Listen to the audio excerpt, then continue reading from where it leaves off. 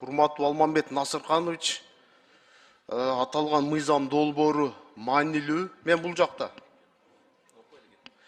абдан туура мыйзам долбоор экен. Эми биздин мамлекетте жашагандан кийин ар бир жаран байыгандан кийин налог төлөшүбүз керек. Налогдун негизинде ушу мамлекетибиз өнүгүп, өсүп, бир топ соцобъекттер мына курулуп атат. Мына сизден мурда иштеген налог системасындагы мекендештерди абдан жакшы иштешти, күнү түн иштешти. Анан реформага муктаж экенин айтып кеттиңиз да, мына таможня системасы, салык системасы абдан муктаж деп айттыңыз. Ошол муктаждарды ишке ашырсаңыз жакшы болот. Анан могу цифрализация системасы дагы абдан жакшы экен да.